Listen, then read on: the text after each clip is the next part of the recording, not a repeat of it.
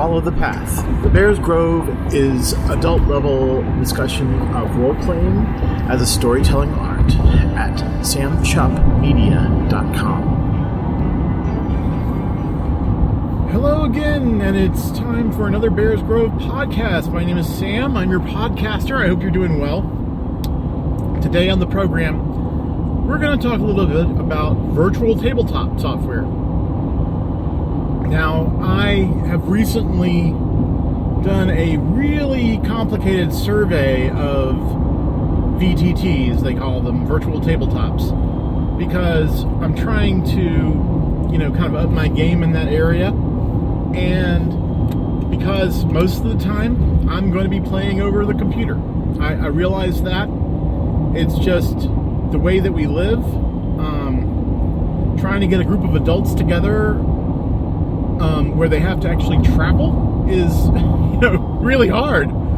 So, I'm sure there are people who still do it, and hats off to them. I wish that I could do it.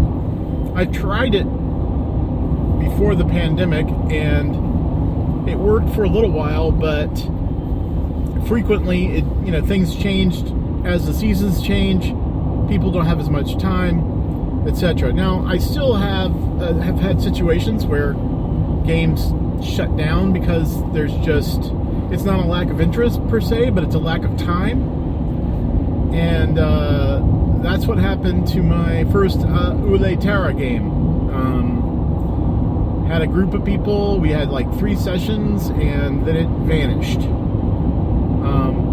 But no ill will towards those folks. They just had a lot of stuff going on. People caught COVID. They went back to school. There's all kinds of stuff that happened, and we all have busy, interesting lives, right? That's just the way it works. So, but it is important when you level with yourself and say, I am going to be playing virtual tabletop probably every time from now on, because it's just the way. Now, I'm not dooming myself. I've always said it would be wonderful to have a retirement home in the future that caters to role-playing gamers. That would be the bomb. But until that time happens, and until I get uploaded to the cloud, I'm probably, this is what I've got. So, anyway, so what I used to go on is Roll20, and Roll20 was like my standby for many, many years. And I was one of the Roll20 backers back in the Kickstarter days. And I really appreciated it. I really liked it. There's a lot of good stuff about it. Having said all that, the way that Roll20 does things is a bit odd, and there is no direct interface with the file spaces behind Roll20. Other than if you are a creator and you upload your stuff to a create space, I think. I've never done that part.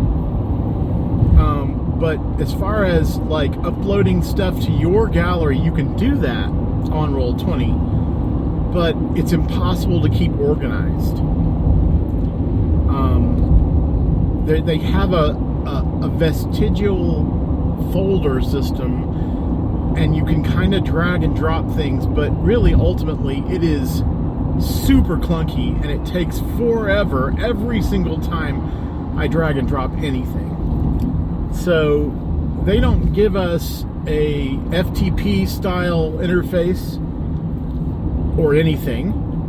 It's kind of, here you go, this is what you get, and that's, you don't pinch fit. Well, okay. Like one time I tried to make a deck of cards on Roll20, and it just didn't work for me because I couldn't maneuver all of the pieces of art for the cards well enough with the card interface and with the extremely clunky gallery interface. So that was a big downside for me. But I didn't really realize that there were many others out there. One of them is Fantasy Grounds, which kind of pissed me off by being expensive when it first came out, and then Foundry.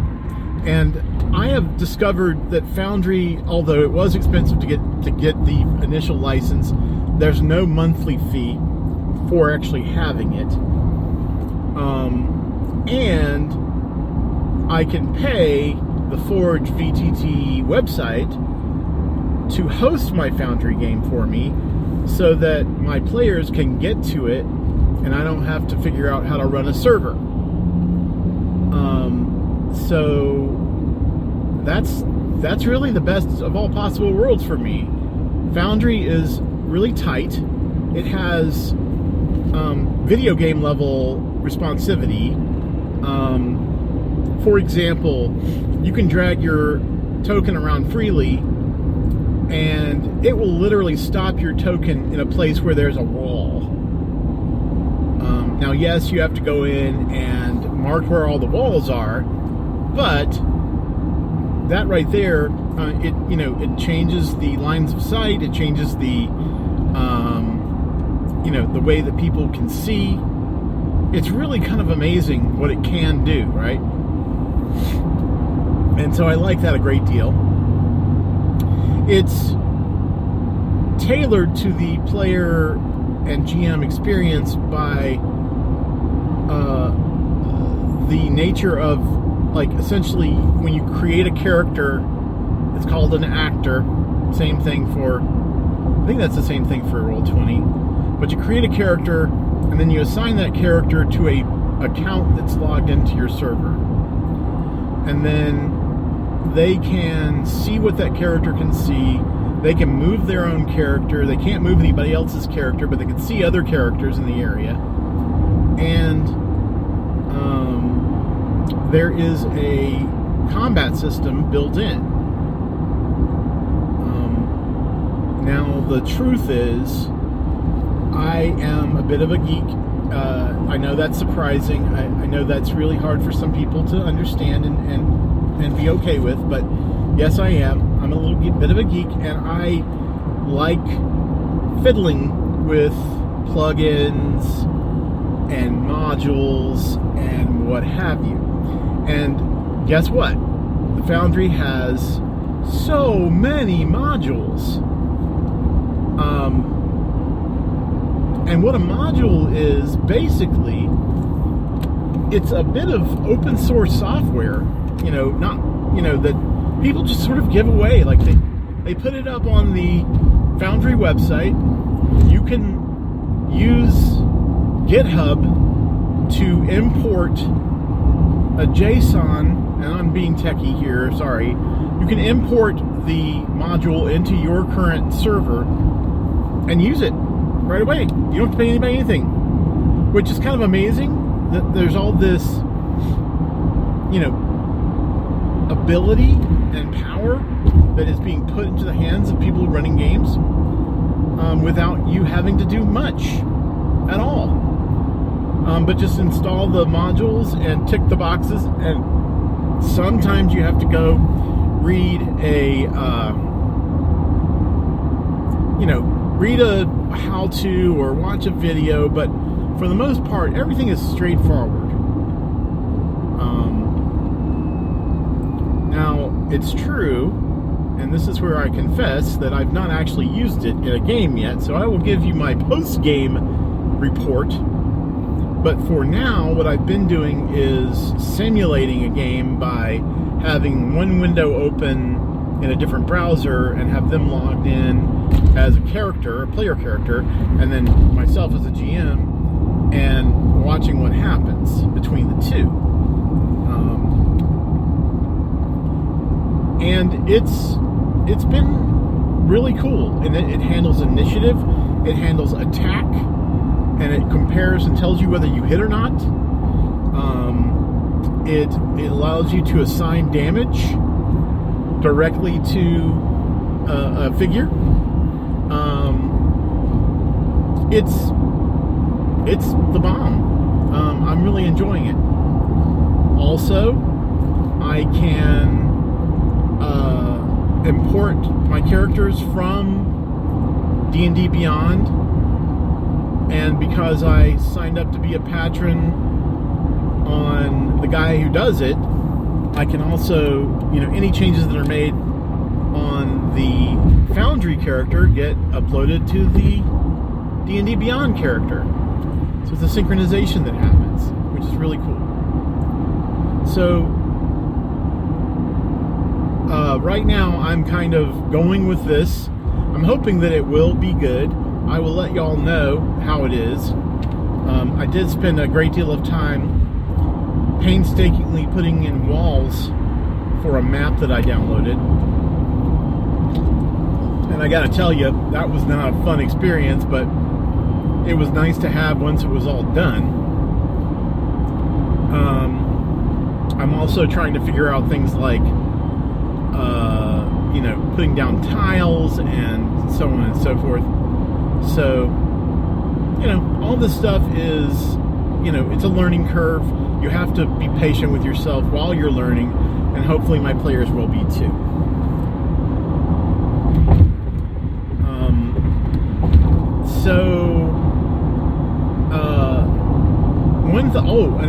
A little side note I wanted to have is that, guess what? They have many other games than just D&D,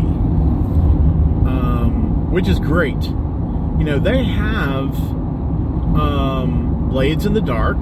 They have a setup for Blades in the Dark. They have a setup for Fate Core. They have a setup for Monster of the Week. They have a setup for Vampire the Masquerade 5th edition,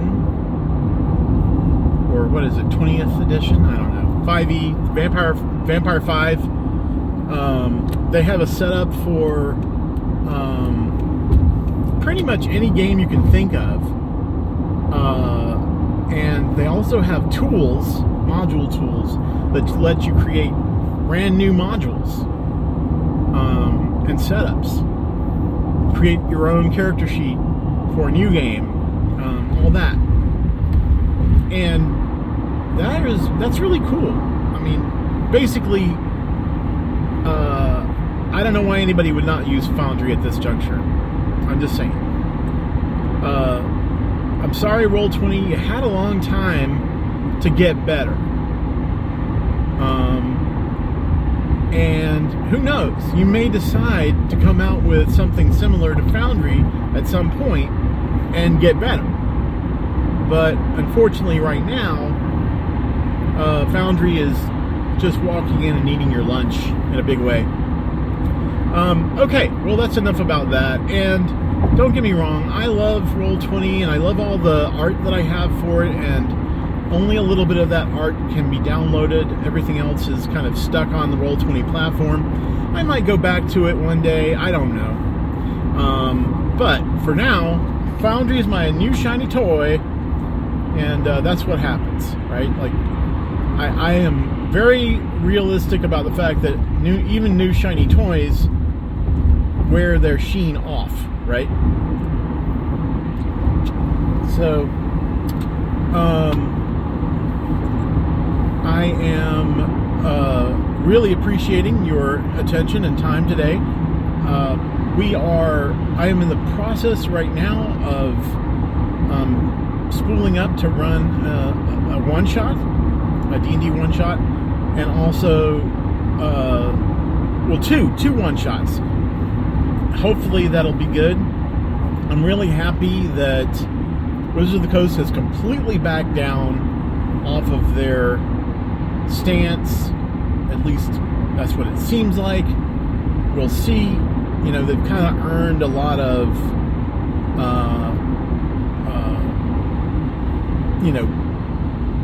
mistrust. They've kind of broken trust, and so now they got to earn the trust back. But right now they're saying we're not going to do anything with the OGL, and we're going to make the SRD a Creative Commons. So, okay, fine. let's see what happens. I'm not going to. I'm going to resubscribe to D&D Beyond because I happen to have these one-shots coming up, and I want to have that capability. But I gotta say, if they screw up again, that's it. We're gone. That's just what happens. And I'm also going to be looking at all these new games that are coming out to sort of replace the OGL, and I'm looking forward to that too. Kobolds, Black Flag, and the Orc setup from Paizo. So, looking forward to that. Alright, y'all. Have a wonderful rest of the day, and when you sleep, have sweet dreams when you get them.